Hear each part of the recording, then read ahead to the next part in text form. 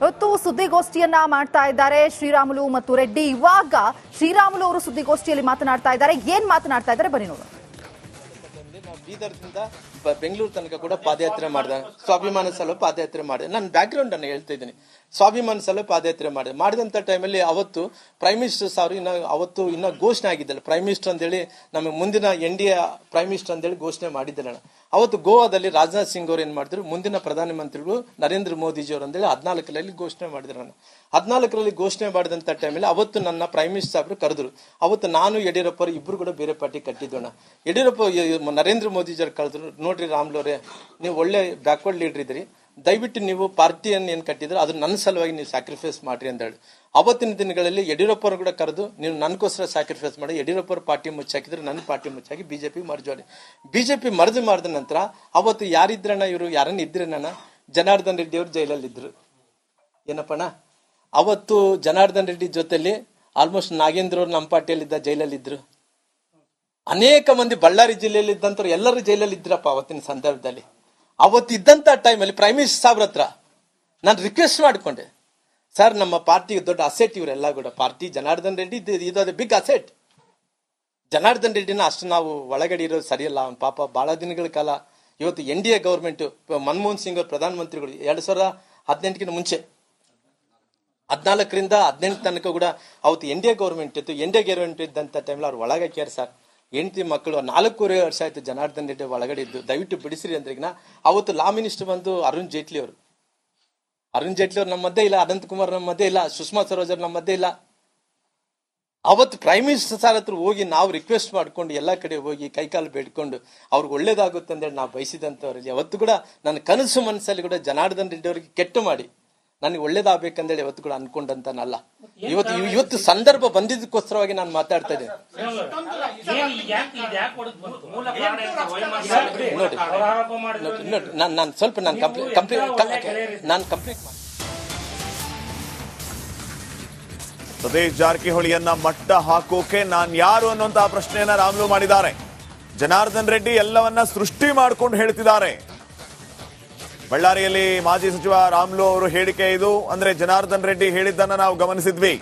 ಸತೀಶ್ ಜಾರಕಿಹೊಳಿಯನ್ನ ಮಟ್ಟ ಹಾಕೋಕೆ ರಾಮುಲು ಅವ್ರನ್ನ ಕಾಂಗ್ರೆಸ್ಗೆ ಕರ್ಕೊಂಡು ಹೋಗೋ ಪ್ಲಾನ್ ಅನ್ನ DCM DK ಶಿವಕುಮಾರ್ ಮಾಡ್ತಿದ್ದಾರೆ ಅಂತ. ಅದಕ್ಕೆ ಈಗ ರಾಮುಲು ಅವರು ಉತ್ತರ ಕೊಟ್ಟಿದ್ದಾರೆ. ಅಂತ ನಾಯಕನನ್ನ ಮಟ್ಟ ಹಾಕೋದಕ್ಕೆ ನಾನು ಯಾರು ಅನ್ನುವಂತ ಪ್ರಶ್ನೆಯನ್ನ ರಾಮುಲು ಮಾಡಿದ್ದಾರೆ. ಇಲ್ಲ, ಇದಕ್ಕಿಂತ ಮುಂಚೆ ಬಂದಿದ್ದ 2016ರಲ್ಲಿ ಬಂದಂತ ಟೈಮ್ ನಾನು ಮಂತ್ರಿ ಆಗಿದ್ದೆ ಪಣ. ಅವತ್ತು ನಾನು ಮಂತ್ರಿ ಆದಂತ ಟೈಮಲ್ಲಿ. ಹೌದಪ್ಪಣ? ಇಲ್ಲಪ್ಪಣ, ಇಲ್ಲ ಜನಾರ್ದನ್ ರೆಡ್ಡಿ ಅವರು ಮೊನ್ನೆ ಇದಕ್ಕೆ ಅಲ್ಲ, ನಾನು ಮಂತ್ರಿ ಇದ್ದನೇ ಇಲ್ಲಪ್ಪ. ಇಲ್ಲ ಎಷ್ಟನೇ ಇಶ್ಯೂ ಅವ್ರು ಬಂದಿದ್ರು ಫಸ್ಟ್ ಸರಿ ನಾವೊಂದು 25,000 ಚಳುಗುರ್ಕಿನಿಂದ ಬಂದ್ವಿ. ಅಲ್ಲಲ್ಲ ನಾನು ಹಂಗಲ್ಲ ಹೇಳ್ತಾ ಇರೋದು. ನಾನು ರಾಜೀನಾಮೆ ಕೊಟ್ಟಿದ್ದೆಪ್ಪಣ್ಣ. ರಾಜೀನಾಮೆ ಕೊಟ್ಟ ನಂತರ 2000 ಲೋಕಸಭೆ ಚುನಾವಣೆ ಆದ ತಕ್ಷಣ ರಾಜೀನಾಮೆ ಕೊಟ್ಟ ನಂತರ ಅವತ್ತು ರಾಮುಲು ಅವರು ಉಪಮುಖ್ಯಮಂತ್ರಿ ಹೇಳಿದ್ದೇಳಿ ಘೋಷಣೆ ಮಾಡಿದ್ರು. ಘೋಷಣೆ ಮಾಡಿದಂಥ ಟೈಮಲ್ಲಿ ನಾನು ಯಡಿಯೂರಪ್ಪ ರಾಜೀನಾಮೆ ಮಾಡಿ ಬಂದ್ವಿ. ರಾಜೀನಾಮೆ ಮಾಡಿದ ನಂತರ 109 ಸ್ಥಾನಗಳು ಬಂತು. ಸರ್ಕಾರ ಬಂದಿಲ್ಲ. ಮತ್ತೆ ಎಲ್ಲರೂ ಕಾಂಗ್ರೆಸ್ 18ರಲ್ಲಿ ಅವತ್ತಿಗೆ ಸರ್ಕಾರ ಬಂದಿತ್ತು. ಜನಾರ್ದನ್ ರೆಡ್ಡಿ ಅವರು ಫಸ್ಟ್ ಟೈಮ್ ಬಳ್ಳಾರಿ ಬರೋ ಟೈಮಲ್ಲಿ ಸರ್ಕಾರ ಬಂದಿತ್ತಪ್ಪ. ನಮ್ದು ಅದಕ್ಕಿಂತ ಮೊದಲು ಸಾರಿ ಇರ್ಲಿ, ನಾನು MLA ಅಂತಿದ್ದಲ್ಲ ಓಟು. ಅವತ್ತು ಭವ್ಯವಾದಂತ ಸ್ವಾಗತವನ್ನು ಮಾಡಿದ್ವಿ. ಅವತ್ತು ಸುಮಾರಾಗಿ ನನಗೆ ಗೊತ್ತಿರೋ 25,000 ಮಂದಿ ಹತ್ತತ್ರ ಇದ್ವಿ. ನಾವು ಚೇಳಿಗುರ್ಕಿಂದ ಆಂಧ್ರ ಬಾರ್ಡರ್ ಕರ್ಕೊಂಡ್ಬಂದಂತ ಟೈಮಲ್ಲಿ ಆಯ್ತಪ್ಪ ಕರ್ಕೊಂಡ್ಬಂದಿದ್ವಿ, ನಾವೆಲ್ಲ ಮಾಡಿದ್ವಿ. ಪುನಃ ಜನಾರ್ದನ್ ರೆಡ್ಡಿ ಅವರು ಮೊನ್ನೆ ಬಂದಂತ ಅವ್ರ ಆರೋಪಣೆ ಏನಂದ್ರೆ, ಜನಾರ್ದನ್ ರೆಡ್ಡಿ ಅವರು ಮೊನ್ನೆ ಬಂದಂತ ಟೈಮಲ್ಲಿ ರಾಮುಲು ಬಂದಿಲ್ಲ ಅನ್ನೋಂಥದ್ದು ಅವ್ರ ಕೋಪ. ಅಲ್ಲಿ ಬರ್ತ್ಡೇ ಆಗಲ್ಲಪ್ಪಣ, ಮೊನ್ನೆ ಪರ್ಮಿಷನ್ ಸಿಕ್ತಲ್ಲಪ್ಪಣ. ಆ ಪರ್ಮಿಷನ್ ಸಿಕ್ಕಂತ ಟೈಮಲ್ಲಿ ಬಳ್ಳಾರಿಯಲ್ಲಿ ರಾಮುಲು ಬಂದಿಲ್ಲ ಅನ್ನೋದು ಕೋಪ. ರಾಮುಲು ಅವರು ಬಂದಿಲ್ಲ ಅನ್ನೋಂಥ ಕೋಪ ನಮ್ಗೆ. ಯಾಕಂದ್ರೆ ನೋಡ್ರಿ, ಅವರು ಒಂದು ಪಾರ್ಟಿ ಕಟ್ಟಿಬಿಟ್ಟಾರ, ನಾವು ಒಂದು ಪಾರ್ಟಿ ಕಟ್ಟಿದೀವಿ. ಅವ್ರು ಪಾರ್ಟಿ ಕಟ್ಟಿದ ನಂತರ ಪಾರ್ಟಿಯನ್ನು ಮರ್ಜು ಮಾಡಿದ್ದಾರೆ. ಪಾಪ ಅವ್ರದೇ ಆದಂತ ಬೆಂಬಲ ಇರ್ತಾರೆ. ಮತ್ತೆ ಮರುದಿನ ಹೋಗಿ ಹೂವಿನ ಗುಚ್ಚು ಕೊಟ್ಟು ಅನಪ್ಪ ಜನಾರ್ದನ್ ರೆಡ್ಡಿ ಅವ್ರು ನೀವು ಬಂದಿದ್ದಕ್ಕೋಸ್ಕರ ಸ್ವಾಗತ ಅಂತ ಹೇಳ್ತಿದ್ವಿ. ಅಷ್ಟು ಅರಾತುರಿಯಲ್ಲೇ ಜನಾರ್ದನ್ ರೆಡ್ಡಿ ಅವರು ಪತ್ರಿಕೆ ಹೇಳಿಕೆ ಮಾಡ್ತಾನೆ. ನೋಡಿ ಎಷ್ಟು ದೊಡ್ಡ ಮನುಷ್ಯ. ಎಷ್ಟು ಸಣ್ಣತನ ನೋಡ್ತಾನೆ. ಆ ಪತ್ರಿಕೆ ಹೇಳಿಕೆಯನ್ನು ಮಾಡಿ ಜನಾರ್ದನ್ ರೆಡ್ಡಿ ಅವರು ಹೇಳ್ತಾರ ರಾಮ್ಲೂರ್ ಯಾಕೆ ಬಂದಿಲ್ಲ ಅಂದ್ರೆ ನೀವೆಲ್ಲ ಕೇಳ್ತೀರಿ. ರಾಮ್ಲೂರ್ ನೀವೇ ಸಾಕ್ಷಿ. ರಾಮ್ಲೂರ್ ಯಾಕೆ ಬಂದಿಲ್ಲ ಅಂತ ಹೇಳಿದ್ರೆ ಹೇಳ್ಬೋದು, ರಾಮ್ಲೂರ್ಗೆ ಏನೋ ಕೆಲಸ ಇದೆ ಬಿಡ, ಅವ್ನು ಯಾಕೋಗಿ ಏನೋ ಬಂದಿಲ್ಲ ಅಂದು. ರಾಮ್ಲೂರ್ಗೆ ಕಾಯಿಲೆ ಇದೆ, ಭಯಂಕರ ಕಾಯಿಲೆ ಇದೆ, ಹೇಳಾರ್ದಂತ ಕಾಯಿಲೆ ಅಲ್ರಿ. ಅವ್ನು ಹೆಂಗ್ ಮಾತಾಡ್ತಾನ್ರಿ ಹೇಳಾರ್ದಂತ. ನನ್ನ ಮನೇಲಿ ಕುಟುಂಬಸ್ಥರು ನಾವು ಕೊಟ್ರು, ನನ್ ಬೇಕಾದಂತ ನಾನು ರಾಮ್ಲೂ ಅಂದ್ರೆ ಸಣ್ಣ ಮನುಷ್ಯ ನೋಡಿ ಬೀದರಿಂದ ಫೋನ್ ಮಾಡ್ತಾರೆ, ರಾಮ್ಲೂರ್ ಚಲೋ ಇಲ್ಲ ಅಂತಲ್ರಿ, ರಾಮ್ಲೂರ್ ಚಲೋ ಇಲ್ಲ ಅಂತಲ್ರಿ, ರಾಮ್ಲೂರ್ ಚಲೋ ಇಲ್ಲ ಅಂತಲ್ರಿ.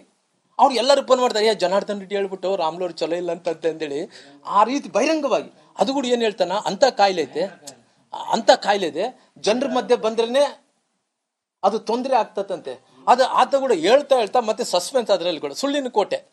ಮುಂದಕ್ಕೆ ಆ ಕಾಯಿಲೆ ಬಗ್ಗೆ ನಾನು ವಿವರಿಸ್ತೀನಿ ಅಂತಾನೆ. ನೋಡ್ರಿ ಎಷ್ಟು ಬುದ್ಧಿವಂತ ಇದೆ ನಾನು ನೋಡ್ರಿ. ಅಲ್ಲ ಒಂದ್ ನಿಮಿಷ ಸಿ ನಾನು ಈ ರೀತಿ ಆದ್ಮೇಲೆ ನನಗೆ ತುಂಬಾ ನೋವಾಯ್ತು. ಇವತ್ತು ರಾಮ್ಲೂರ್ ಬಂದಿಲ್ಲ ಅಂತ ಹೇಳಿದ್ರೆ, ಬೇರೆ ಕೆಲಸದಿಂದ ಬಂದಿಲ್ಲ ಅಂದ್ರೆ ಮರ್ದಿನ ಹೋಗಿ ನಾವೆಲ್ಲರೂ ಕೂಡ, ನಾನು ಬಹಳ ಮಂದಿ ಹೇಳಿದ್ದೆ ಹೋಗಿ ಮರ್ದಿನ ಊನಾರ್ಗು ಅಂದ ತಕ್ಷಣ ನನಗೆ ಎಷ್ಟು ಅರ್ಥ ಆಗಿರ್ಬೋದು ಲೆಕ್ಕ ಮಾಡಿ. ಅದು ಕಾಯಿಲೆ ಬಗ್ಗೆ ಅಂದ್ರೆ ನನ್ನಷ್ಟು ಆರೋಗ್ಯವಂತರಾಗಿ ಅಲ್ರಿ, ನನ್ನಷ್ಟು ಓಡಕ್ಕಾಗುತ್ತಾ, ನನ್ನಷ್ಟು ಶರೀರ ಮೇಂಟೈನ್ ಮಾಡಕ್ಕಾಗುತ್ತೆ, ನನ್ನಷ್ಟು ಬೆಳಿಗ್ಗೆ ಎದ್ದೊಳಿ ಪೂಜೆ ಮಾಡಕ್ಕಾಗುತ್ತೆ, ನನ್ನಲ್ಲಿ ಎದರಲ್ಲಿ ಸ್ಟಾರ್ಟ್ ಆಗ್ತಾರ್ರಿ ಅವರು ನನ್ನ ಆರೋಗ್ಯ ವಿಚಾರದಲ್ಲಿ. ಅಲ್ಲ ಒಂದ್ ನಿಮಿಷ ಪಣ. ಇವತ್ತು ಆ ರೀತಿ ಹೇಳಿದ್ಮೇಲೆ ಮನುಷ್ಯನಿಗೆ ಅರ್ಥ ಆಗುತ್ತೆ. ಅಂದ್ರೆ ರಾಮ್ಲು ಮಾಮೂಲಪ್ಪ ಒಂದು ಬಳ್ಳಾರಿಗೆ ಏನೋ ಅವ್ನು XMLA ಎಕ್ಸ್ ಮಿನಿಸ್ಟರ್ ಅಂದ್ರೆ ಎಲ್ಲಾ ಕಡೆ ಕೂಡ ನಂದೇ ಆದಂತ ಬೆಂಬಲ ಇದಲ್ಲ. ಎಲ್ಲರೂ ಫೋನ್ ಮಾಡಿದ್ರು ಅವ್ನ ಬಾಯಿ ಯಾರು ಮುಚ್ಚಿಸ್ತಾರ? ಅವ್ನ ಬಾಯಿ ಯಾರು ಮುಚ್ಚಿಸಲ್ಲ, ಯಾಕಂದ್ರೆ ಸುಳ್ಳಿನ ಮೇಲೆ ಕೋಟೆ ಇಟ್ಕೊಂಡು ಬಂದಾನ ಅವನು. ಅವ್ನ ಬಾಯಿ ಯಾರು ಮುಚ್ಚಿಸಕ್ಕಾಗುತ್ತೆ? ಅವನು ಇವತ್ತು ಕೂಡ ಬಿಡಲ್ಲ. ಆ ಚಾಳಿ ಎಲ್ಲದೇನಪ್ಪ, ಎಲ್ಲರನ್ನ ಮುಗಿಸಂತ ಪ್ರಯತ್ನ. ರಾಜಕಾರಣದಲ್ಲಿ ಯಾರು ಮುಗಿಸ್ಬೇಕಾದ್ರೆ ಜನ ಮುಗಿಸ್ಬೇಕಾಗಿದೆ. ಅವತ್ತು ನನಗೆ ಸಿಟ್ಟು ಬಂದಿರೋಂಥ ನಿಜ. ಅವನೇನೋ ಅಕಸ್ಮಿತವಾಗಿ ದೊಡ್ಡ ಮನುಷ್ಯನಾಗಿ, ಇಲ್ಲಪ್ಪ ರಾಮ್ಲು ನೀನು ಆರೋಗ್ಯ ಸರಿ ಇಲ್ಲ ಅನ್ನೋದಕ್ಕಿಂತ, ಇಲ್ಲಪ್ಪ ಏನೋ ಬಿಜಿ ಇದೆ ಬಂದಿಲ್ಲ ಅಂದ್ರೆ ಬಹಳ ದೊಡ್ಡ ಮನುಷ್ಯ ಆಗ್ತಿದ್ದ ಅವನು. ಅಣ್ಣ ಸಣ್ಣ ಮನಸ್ಸು ಅನ್ನೋದಣ್ಣ. ಅಣ್ಣ ನೋಡೋಣ, ಮನಸ್ಸಲ್ಲಿ ಒಬ್ಬ ಅಣ್ಣ ತಮ್ಮಂದ್ರಾಗಿರ್ಬೋದು, ಸ್ನೇಹಿತರಾಗಿರ್ಬೋದು, ಆ ಮನಸ್ಸು ಪರದೆ ಬರಕ ವೈಮನುಷ್ಯ ಬರ್ಲಿಕ್ಕೆ ಎಷ್ಟು ಕಾರಣ. ಒಂದು ಸಣ್ಣ ಅಣ್ಣ ನಾವು ಎಲ್ಲನೋ ಒಂದು ಕಡೆ ಈ ಹಾಲಲ್ಲಿ ಸ್ವಲ್ಪ ಹುಳಿ ಹಾಕಿದ್ರೆ ಕೆಟ್ಟ ಹೋಗ್ತತ್ತಲ್ಲಪ್ಪ, ಮೊಸರಲ್ಲಿ ಅಲ್ಲ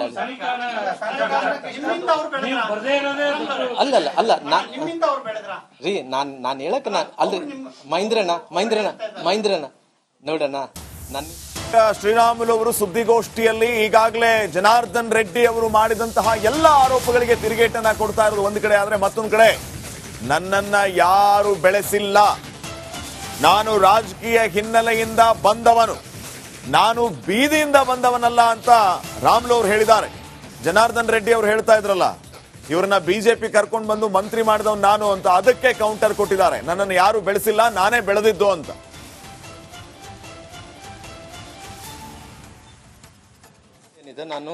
ನಾನು ನಿಮ್ಮ ಮುಂದೆ ಕೂಡ ನನ್ನ ಅನಿಸಿಕೆಗಳನ್ನು ವ್ಯಕ್ತಪಡಿಸಿದ್ದೀನಣ್ಣ. ಹಂಗಾಗಿ ಅವ್ರು ಊಹೆ ಇರ್ಬೋದು, ಯಾವುದು ಜನಾರ್ದನ್ ರೆಡ್ಡಿ ಅವರು ಊಹೆ ಅಂದ್ರೆಗಿನ ಅವ್ರನ್ನ ಮಟ್ಟಾಕಕ್ಕ, ನಾನು ಸತೀಶ್ ಅವ್ರನ್ನ ಮಟ್ಟಾಕಕ್ಕ ನಾನ್ಯಾರು? ಸತೀಶ್ ಅವ್ರ ಮಟ್ಟಕ್ಕೆ ಅವ್ರ ಪಾರ್ಟಿಯಲ್ಲಿ ಅವ್ರು ದೊಡ್ಡವರು, ನನ್ನ ಪಾರ್ಟಿಯಲ್ಲಿ ನಾನು ದೊಡ್ಡವನಣ್ಣ. ನಾನು ಅವ್ರ ಮಟ್ಟಕ್ಕ ನಾನೇ ಅವನು. ಅವ್ರ ಸಮುದಾಯ ಅಂದ್ರೆ ವಾಲ್ಮೀಕಿ ಸಮುದಾಯ ಕಾಂಗ್ರೆಸ್ ಅಲ್ಲಿ ಕೂಡ ಇದಾರಣ್ಣ. ಅಣ್ಣ ಯಾವತ್ತು ಕೂಡ ಯಾರಿಗೆ ಬೇಕಿದ್ದಾರೆ, 137 ಗೆದ್ದಾರಣ್ಣ. ನಮ್ ಇವತ್ತು ಸೋತಂತವ್ನು ರಾಮ್ಲು ಸೋತಂತವ್ರಣ್ಣ. ಅಲ್ಲ, ಪ್ರಬಲ ನಾಯಕರಾದ್ರೆ ಕೂಡ ನಾನು ಏನ್ ಮಾಡಕ್ಕಾಗುತ್ತೆ ಅಣ್ಣ ಪ್ರಬಲ ನಾಯಕರಾದ್ರೆ ಕೂಡ ನೋಡೋಣ, ನನ್ನ ಪಾರ್ಟಿಯಲ್ಲಿ ನಾನು ಶಕ್ತಿವಂತ ಇಲ್ಲ ಅನ್ನಕ್ ಹೋಗಲ್ಲ ಅಣ್ಣ. ಒಬ್ಬೂರು ರಾಜ, ಒಬ್ಬೂರಿನಲ್ಲಿ ಗುಲಾಮಣ್ಣ. ನಾನು ಈ ಪಾರ್ಟಿಯಲ್ಲಿ ಕಿಂಗ್ ಆಗಿರ್ಬೋದು, ಈ ಪಾರ್ಟಿಯಲ್ಲಿ ಪ್ರಬಲ ನಾಯಕರ, ಆ ಪಾರ್ಟಿಯಲ್ಲಿ ನಾನು ಸೊನ್ನೆನೆ. This is practical what I'm saying. ಅಲ್ಲ, ಕಮ್ಯುನಿಟಿ ಲೀಡರ್ ಅಂತ ಒಪ್ತೀನಿ ನಾನು, ಇಲ್ಲ ಅನ್ನಕೋಲ್ಲ. ಅಂದ್ರೆ ಅವ್ರ ಸತೀಶ್ ಅವ್ರನ್ನ ನಾನು ತೊಂದರೆ ಮಾಡೋ ಸಲುವಾಗಿ DK ಶಿವಕುಮಾರ್ ನನ್ನ ಬಳಸ್ಕೊಂತಾರೆ ಅಂದ್ರೆ I am not A small man. ನಾನು ಒಬ್ಬರ ಅಲ್ಲ, ನಾನೇನು ಸ್ಮಾಲ್ ಮನುಷ್ಯನಲ್ಲ. ನನ್ಗೆ ಗೊತ್ತಿದೆ ಅಣ್ಣ, ಯಾರು ರಾಜ ಸ್ವೀಕಾರ ಮಾಡ್ತಾರ, ಯಾರು ಇನ್ನೊಂದು ತರ ಸ್ವೀಕಾರ ಮಾಡ್ತಾರೆ ನನ್ಗೆ ಗೊತ್ತಿದೆ ಅಣ್ಣ. ಅಂತ ರೀತಿಯಲ್ಲಿ ಇಲ್ಲ, ಅವ್ರದೇ ಆದಂತ ವಿಷಯ.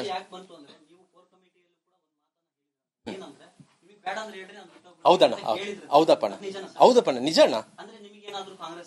ಅಣ್ಣ ನೋಡೋಣ, ಜೀವನದಲ್ಲಿ ನೆನ್ಪಿಟ್ಕೋಪಣ್ಣ, ಸ್ವಾಭಿಮಾನ ಅನ್ನಂತ ದೊಡ್ಡದು. ಸ್ವಾಭಿಮಾನ ದೊಡ್ಡದಾದಂಥ ಟೈಮಲ್ಲಿ, ಅವತ್ತಿನ ಸಂದರ್ಭದಲ್ಲಿ ಪಕ್ಷ ಕಟ್ಟುವಂಥ ವಿಚಾರದಲ್ಲಿ ಅವ್ರು ಜನಾರ್ದನ್ ರೆಡ್ಡಿ ಅವರು ಹೇಳ್ತಾ ಇದ್ರಲ್ಲಿ ಏನಂದೇಳಿ, ನಾನು 13 ವರ್ಷ 14 ವರ್ಷ ನಾನು ರಾಜ್ಯದಲ್ಲಿ ಇದ್ದಿಲ್ಲ, ನಾನು ಬೇರೆ ಕಡೆ ಈ ಬಳ್ಳಾರಿಗೆ ಬರಲಾರ್ದಂತ ನಿಷೇಧ ಆಗಿತ್ತು ಸುಪ್ರೀಂ ಕೋರ್ಟ್. ಆ ಸುಪ್ರೀಂ ಕೋರ್ಟ್ ನಿಷೇಧ ಆಗಿರೋ ಕಾರಣ ನಾನು ಎಲ್ಲಿ ಕೂಡ ಬರಲಾರ್ದಂಥ ಟೈಮಲ್ಲಿ ಇವರೆಲ್ಲ ಕೂಡ ಈ ಜಿಲ್ಲೆನ ಹಾಳು ಮಾಡಿಕೊಂಡಾರ, ಈ ಜಿಲ್ಲೆಯಲ್ಲಿ ಕ್ರೆಡಿಬಿಲಿಟಿ ಇಲ್ಲ.